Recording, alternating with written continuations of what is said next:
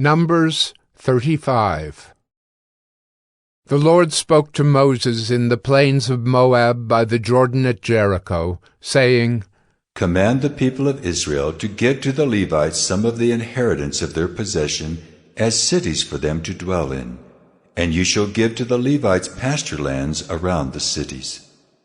The cities shall be theirs to dwell in, and their pasture lands shall be for their cattle, and for their livestock, and for all their beasts. The pasture lands of the cities, which you shall give to the Levites, shall reach from the wall of the city outward 1,000 cubits all around. And you shall measure outside the city on the east side 2,000 cubits, and on the south side 2,000 cubits, and on the west side 2,000 cubits, and on the north side 2,000 cubits, the city being in the middle. This shall belong to them as pasture land for their cities. The cities that you give to the Levites shall be the 6 cities of refuge, where you shall permit the manslayer to flee. And in addition to them, you shall give 42 cities. All the cities that you give to the Levites shall be 48 with their pasture lands. And as for the cities that you shall give from the possession of the people of Israel, from the larger tribes you shall take many, and from the smaller tribes you shall take few. Each in proportion to the inheritance that it inherits shall give of its cities to the Levites. And the Lord spoke to Moses, saying, Speak to the people of Israel and say to them, When you cross the Jordan into the land of Canaan, then you shall select cities to be cities of refuge for you, that the manslayer, who kills any person without intent, may flee there. The cities shall be for you a refuge from the avenger, that the manslayer may not die until he stands before the congregation for judgment. And the cities that you give shall be your 6 cities of refuge. You shall give 3 cities beyond the Jordan, and 3 cities in the land of Canaan, to be cities of refuge.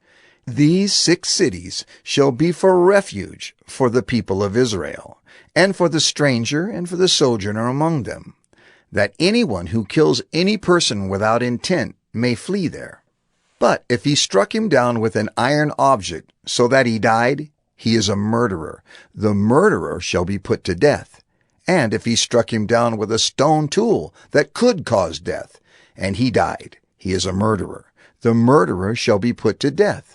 Or if he struck him down with a wooden tool that could cause death, and he died, he is a murderer. The murderer shall be put to death. The avenger of blood shall himself put the murderer to death. When he meets him, he shall put him to death.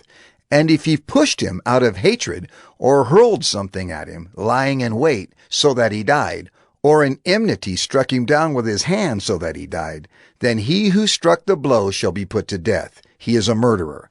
The avenger of blood shall put the murderer to death when he meets him. But if he pushed him suddenly without enmity, or hurled anything on him without lying in wait, or used a stone that could cause death, and without seeing him dropped it on him, so that he died, though he was not his enemy and did not seek his harm, then the congregation shall judge between the manslayer and the avenger of blood, in accordance with these rules. And the congregation shall rescue the manslayer from the hand of the avenger of blood, and the congregation shall restore him to his city of refuge, to which he had fled. And he shall live in it until the death of the high priest, who was anointed with the holy oil. But if the manslayer shall at any time go beyond the boundaries of his city of refuge, to which he fled, and the avenger of blood finds him outside the boundaries of his city of refuge, and the avenger of blood kills the manslayer, he shall not be guilty of blood, for he must remain in his city of refuge until the death of the high priest. But after the death of the high priest, the manslayer may return to the land of his possession. And these things shall be for a statute and rule for you throughout your generations in all your dwelling places. If anyone kills a person, the murderer shall be put to death on the evidence of witnesses. But no person shall be put to death on the testimony of one witness. Moreover, you shall accept no ransom for the life of a murderer, who is guilty of death, but he shall be put to death. And you shall accept no ransom for him who has fled to his city of refuge, that he may return to dwell in the land before the death of the high priest. You shall not pollute the land in which you live, for blood pollutes the land, and no atonement can be made for the land for the blood that is shed in it, except by the blood of the one who shed it.